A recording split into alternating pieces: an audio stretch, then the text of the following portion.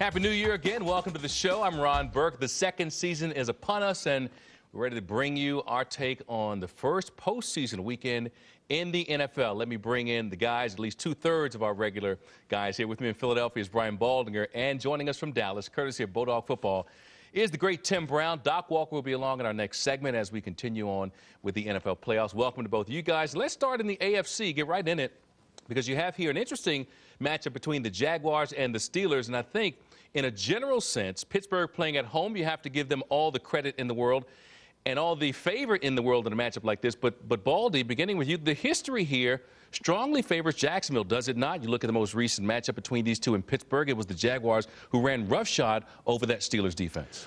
Well, you do have to give favoritism to Jacksonville right now, and Pittsburgh is an underdog. But I went back and watched that game. It was 22-22 in the fourth quarter, and Jacksonville kind of just ran it down their throat at the end. And Pittsburgh was down. They came back. Ben Roethlisberger brought them back on 2 touchdown drives in the fourth quarter. And when I watched Ben, I'm thinking this is the only guy left in the wild card that has won a Super Bowl. Okay. He's 5-1 in the postseason. And I think of the quarterback play more than running game and more than defense when I look in the postseason as to who can come out of it.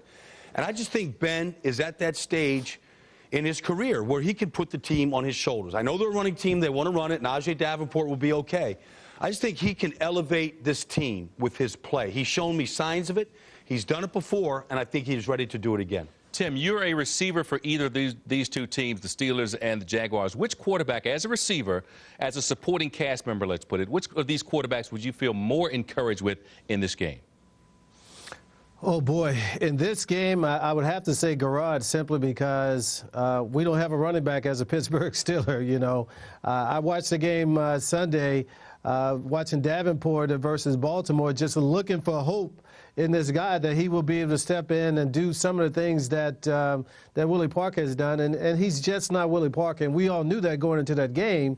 But, you know, he's so slow getting to the hole. And against a defense like Jacksonville, I just think that's going to be a big problem. So if I had my choice going into this week, it would certainly be Jacksonville, because I think their offense is going to be a lot smoother. And obviously they have a pretty good defense. And I really feel bad for Pittsburgh. They had a good year, a very good year. And to lose Willie Parker in such a critical time of the year is really going to be very tough for them to overcome, I believe. Tim, you've been to the postseason many times. Obviously had great success with Rich Gannon. And how much of a factor do you put postseason experience at the quarterback position? Well, a lot, absolute lot. But I think also going along with that, you have to have all of your tools, you know. And when a team is lacking a major part like what Pittsburgh is lacking, that's just too much pressure to put on the quarterback. Everybody knows they're going to try and throw the ball against a very good defense, and they could have bad weather up there, I'm hearing. If that's the case, then that's going to make it very, very difficult for Big Ben to go out and do what he wants to do. I'm sure Big Ben is very confident going into this game, thinking that he can get it done. But in the back of his mind, he's saying it sure would be a lot easier to have Willie Parker to hand the ball off to it several times during this game. Well, the Steelers, you know, a frequent playoff participant, but Mike Tomlin getting his first shot at the postseason as a head coach. He and Jacksonville's Jack Del Rio talked about this weekend's matchup.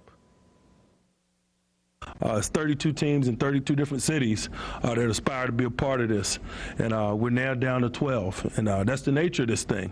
And the road's going to be tough when you get down to those situations, and something we crave. I'm sure something that everybody in this position craves. You want to compete against the elite of the elite, and that's what this is.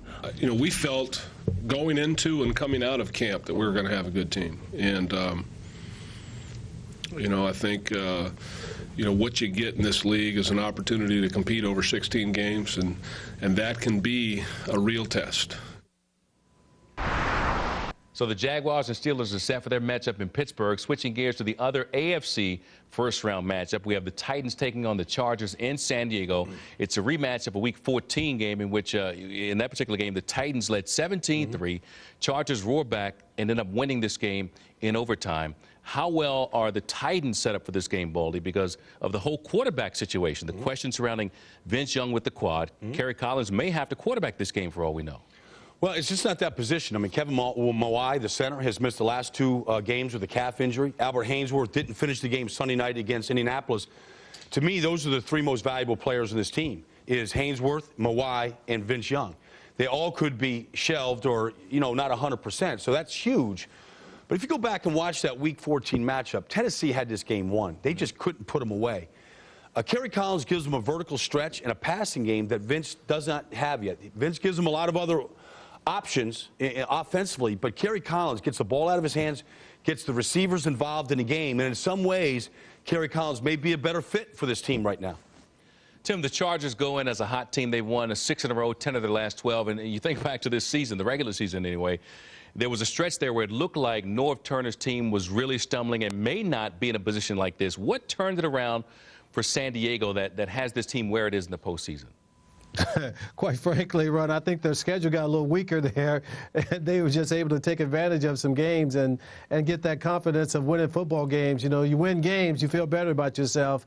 But I certainly agree with Baldy that, hey, when you look at Tennessee, they have some issues. But when you look at San Diego, obviously they've been playing good football. They've been winning games. But I don't like the way Phillip Rivers is playing right now. I mean, he's playing decent football, but his mannerisms, his actions, I mean, as a quarterback, if I'm a receiver on that team, I'm telling him, man, look, chill out. Mm-hmm. I mean, all this stuff with Cutler that he did and the stuff that he was doing with the Raiders last weekend, I think for a quality quarterback, which he is, I don't think he needs to be acting that way. And now if he's reacting to that kind of pressure, what is he going to do in the pressure of the playoff situation that he's going to be in this weekend? So it's going to be very interesting to see how he handles himself this weekend versus Tennessee. Tim, you mentioned the weak schedule that San Diego had playing in the AFC West versus Tennessee coming out of the AFC South. And how much stock do you put into that? Because obviously Tennessee had to win the last couple games to get in, needed a little bit of help, but they got there. Right. And, out of that division, to me, the best division in football, not a losing team in that division.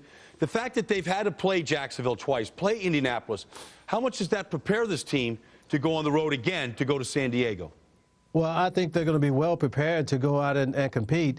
But your point was right on the money, man. When you have Vince Young and Mawai and other guys on that team, Haynesworth, injured or not 100%, that makes it very difficult to go and win a playoff game on the road. And as much as I think that Kerry Collins should be playing a lot in this game, and we all know that they're going to play Vince Young if he's able to walk on that field.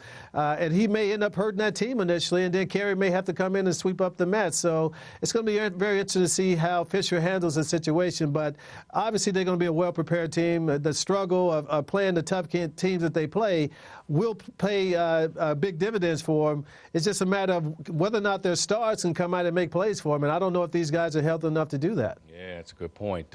Tim Brown, we say thanks to you, and we say so long. And if you'd like more insight and analysis from Tim on the pro game, check him out at BulldogFootball.net. Tim, we'll see you back next week. All right, have a good one. Thanks, guys. Appreciate it. All right, we're going to step aside for the first time in this week's show.